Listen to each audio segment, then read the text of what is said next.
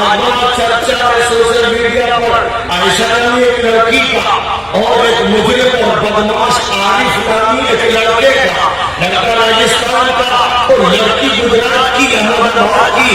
لڑکی خودکشی کرتی ہے، عائشہ اس کا نام ہے، اور کہتی ہے کہ میں خودکشی اس لیے کر رہی ہوں کہ میرے والد اور میری والدہ اس شوہر کی وجہ سے پریشان ہے جس نے 1.5 لاکھ روپیہ جہیز کا لے لیا اور بار بار اس کے مطالبے ختم ہونے کو نہیں آتے۔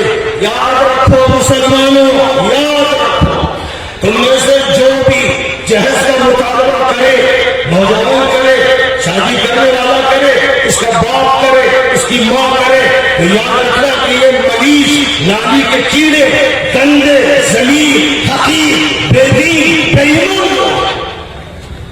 جو مطالبہ کرے اس کا جہیز دینا ہے، یہ ذلیل لوگ ہیں۔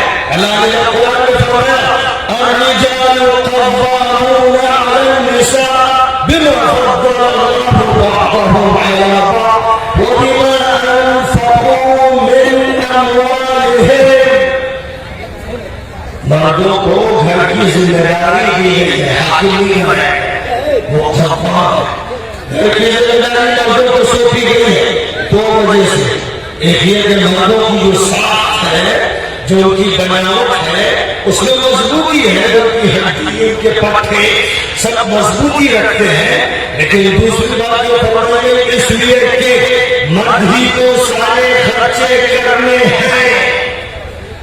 اسلامی شریعت میں عورت اور عورت کے گھر والوں پر کوئی خرچہ نہیں رکھا گیا ہے۔ لہذا جن لڑکے والوں کی طرف سے، لڑکے کی طرف سے عورت کے گھر والوں سے خرچے کا مطالبہ ہوتا ہے، جہیز کی شکل میں، دعوت کی شکل میں، باراتی کے نام سے جو ڈکے بھوکے ننگے لچے پہنچتے ہیں بھیڑ لے کر تاکہ لڑکی کے گھر میں دعوتیں چاہتے، ایسے لوگ ان کے ساتھ جو موالی ملا شریف ہوتے ہیں، ایسے منافق احبار و رہبان کے نمائندے، یہ وہ لوگ ہیں، ان کا بائیکاٹ کرنا ضروری ہے۔ جب تک ان کا بائیکاٹ نہیں کرو گے اور معاشرے سے ان کو کاٹ کر نہیں پھینک دو گے، ایسے لڑکوں کو جہیز کا مطالبہ کریں، ایسے لڑکوں کو لڑکی والوں کی طرف سے پیسے کا مطالبہ کریں، لہذا حقیر، لہذا ذلیل، قرآن کے دشمن، حدیث کے دشمن، گندے ناپاک لوگ ہیں۔ معاشرے میں ان کا بائیکاٹ ہونا چاہیے، ان کی شادیوں پر پابندی لگ جانی چاہیے۔ جاؤ تم کسی جنوں کے دیش میں اور جا کر جنوں سے شادی کرو، جاؤ کہیں جا کر کرو۔ آج جو صورتحال ہے کہ مسلم اور غیر مسلم کی شادیاں ہو رہی، اور شکوہ لڑکوں کو کہ مسلمان لڑکیاں ہندو لڑکوں کے ساتھ چلی جاتی ہیں، اور کبھی یہ ہوتا ہے ہندو لڑکیاں مسلمان لڑکوں کے ساتھ چلی جاتی ہیں، تو ایجوکیشن کا یہ لازمی اور طبعی نتیجہ ہے۔ اور اسی طرح جو اختلاف کی نمائشیں ہیں ان کے یہ سب نتائج ہیں۔ اور یوگی جی نے ہمارے یہاں جب پابندی سخت لگائی کہ ہم ایسی شادی نہیں ہونے دیں گے، یعنی جس کے دھوکہ دے کر، جھوٹ بول کر، رجھا کر مذہب بدلا گیا، تو میں نے کہا کہ بالکل اچھا کیا، اس لیے کہ یہ مسلمان بات سے سدھرتے نہیں، نام سے ہی ٹھیک ہوتے ہیں، اس لیے ان کو چندہ لگانا چاہیے۔ کیوں شادی کی تم نے بہن؟ کیا ضرورت پڑی تھی؟ اس کی نوبت کیوں آئی؟ تمہارے گھر میں، تمہارے مسلم معاشرے میں ہزار لاکھوں لڑکیاں بیٹھی ہیں، 30 سال عمر، 35 سال عمر، 40 سال عمر ہو رہی ہے، اور مسائل کے حل نہیں ہو رہے۔ مسائل کو حل کرنے کے لیے نبی پاک علیہ السلام مدینہ منورہ میں آپ کے ہاتھ میں نظام ہے، مواخات اور بھائی چارے کا نظام قائم فرمایا، اور اسی کے ساتھ ساتھ معاشرے کو صحیح بنیادوں پر قائم کیا۔ کسی عورت کی شکایت باقی نہیں رہی، اور شکایت ہوئی تو حل کیا گیا، کسی مرد کی شکایت باقی نہیں رہی اور ہوئی تو حل کیا گیا۔ مجھے بتائیے آپ نے کیسے اس کو جائز قرار دیا کہ پوری شریعت اسلامیہ کے 2 صفحے 4 صفحے جن کو اوپر صلی اللہ کہہ دیا گیا، جو پورے اسلام کا ایک چھوٹا سا حصہ ہے، آپ نے اس پر قناعت کیوں کی؟ آپ کہیں گے کیا ہم حکم کھلے ہیں، انگریزوں نے صلی اللہ کی اجازت دی، اس لیے اتنی اجازت کو ہم نے قبول کیا، آنکھوں میں سجایا، سر پہ رکھا اور بس اللہ ہو گیا اور وہ ہو گیا. اور اس کے بعد اب جو بات ہونی ہے بس نکاح کی ہونی ہے اور طلاق کی ہونی ہے اور میراث کی ہونی اور ربا کی ہونی. ہمارا جو چھوٹا سا آئینی نظام ہے بس اس کی بات ہونی ہے. قرآن کی آیتیں نکالیے، پرسنل اللہ جس کو آپ کہتے ہیں وہ جھوٹ ہے. یہ پرسنل اللہ قرآن سے حدیث سے تعلق نہیں رکھتا، وہاں تو آئینی قوانین ہے، ازدواجی زندگی کے قوانین ہے، معاشرتی قوانین ہے، معاملاتی قوانین ہے، تمدنی قوانین ہے، سیاسی قوانین ہے، تعلیمی قوانین ہے. ایک چھوٹا سا یہ چکھلا لے کر جو لوگ بیٹھ گئے ایسے ان کے لیے جائز ہو. اللہ کہتا ہے ثم جعلناک علی شریعۃ من الامر، ہم نے تم کو شریعت حق پر کیا. شریعت ایک جامع شریعت دی گئی. آپ شریعت کا سودا کرنے والے کون؟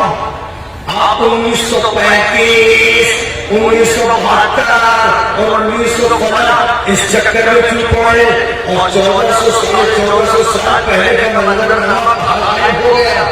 سمجھ جانا کہ شریعت کی میں امر کہاں غائب ہو گیا.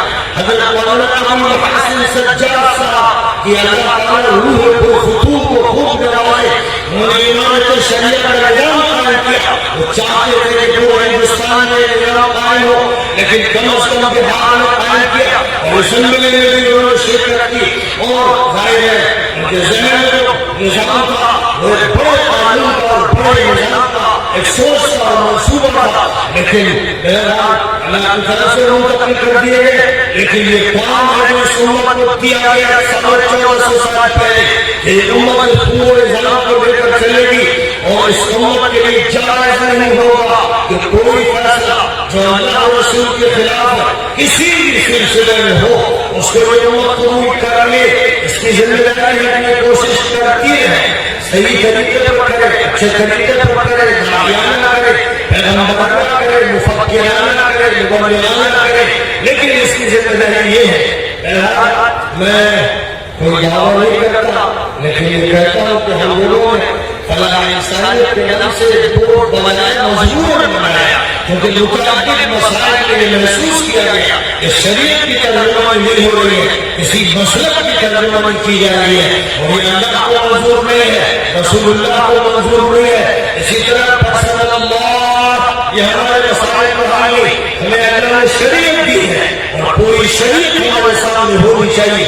اس کے لیے جو بھی جدوجہد وہ کی جائے. ہم لوگوں نے شریعت بینچ بنائی اور اس شریعت بینچ میں یہ طے کیا گیا کہ دو قاضی، ایک قاضی اور ایک قاضی، دو وکیل جو کورٹ اور دارالقضا کے درمیان میڈیٹر کا کام کرے تاکہ کوئی مسئلہ بگڑنے نہ پائے، اور دو خواتین پڑھی لکھی خواتین جن کا کام ہوگا. ایک خاتون ویمنس رائٹس کی کونسلر ہوگی اور ایک خاتون چلڈرنس رائٹس کی کونسلر ہوگی. ہمارے حقوق کے اطفال اور ہمارے حقوق کے نساء کا مسئلہ بے انتہا خطرناک ہے. اور عائشہ وہ لڑکی جس نے خودکشی کی ہے اس کا جرم پوری ملت پر ہے اور اس کو ملت کے ذمہ داروں پر ہے جنہوں نے لڑکیوں کے مسائل کو تو دارالقضا میں بیٹھ کر حل کر دیا، لیکن وہ مجرم لڑکے، وہ ناپاک لڑکے جو باہر جاتے ہیں پیسہ لیتے ہیں، پھر ان کو گھر کے اپنی بیوی پسند نہیں آتی اور وہ فلمیں دیکھتے ہیں تو نئے نئے ایکٹریس ان کو پسند آتی ہے اور وہ دوسری شادی رچانا چاہتے ہیں، وہ 3 طلاق دیتے ہیں. ہمارا مفتی کھڑا رہتا ہے کہ بس ہو گیا جو کام ہونا تھا اور اب تو حلالہ کر. اور حلالہ کے ساتھ اور مستنڈے دلی میں ہر جگہ بیٹھے ہیں، وہ مجرم انسانی ان کا کام یہ ہے کہ حلالہ کرواتے ہیں. معاشرے میں ایسے سان، ایسے مجرم، ایسے بکرے پالے ہوئے بیٹھے ہیں جو زناکاری کرواتے ہیں. یہ سب کچھ معاشرے میں ہوتا ہے، اس کا نتیجہ یہ ہوتا ہے کہ عورتیں دکھی ہوتی ہیں، ان کا مسئلہ حل نہیں. جرم مرتب کر رہا ہے اس نے بھی. عمر اس کے اتنے کوڑے لگاتے تھے، اتنا کوڑے لگاتے تھے کہ پیٹ کو دکھنا کر دیتے تھے. یہاں اسے کوئی سزا نہیں ملتی، ساری سزا عورت بھگتتی ہے. یہ ہمارے نظام کی خامی ہے اور ہمارے نظام کی خامی نے اس وقت عائشہ کے کیس کو پیش کیا. میں نے گزرا کے ایک ساتھی سے کہا کہ یہ کیا ہوا؟ وہ کہنے لگے مولانا ایک واقعہ نہیں، سینکڑوں ہیں، ہزاروں واقعات ہیں. لڑکیاں ان کے ساتھ جا رہی ہیں، لڑکیاں ماحول توڑ رہی ہیں، لڑکیاں بے قابو ہیں. فلموں نے سب کو آزاد کر دیا ہے اور ہم نے دنیا میں ایک جانوری دنیا بسا دی ہے. ساتھ ہی ساتھ ہمارے ادارے مسائل کو حل نہیں کر رہے ہیں. نبی پاک علیہ السلام نے جس طرح مدینہ منورہ میں مواخات کا نظام قائم کیا اور ہر معاشرتی مسئلے کو فوراً حل کیا، جب تک وہ نہیں ہوگا، جب تک ایسے مراکز ہمارے ملک میں اور دیگر ملکوں میں قائم نہیں ہوں گے تو نہیں سمجھا جا سکتا کہ مسئلے حل ہوں گے.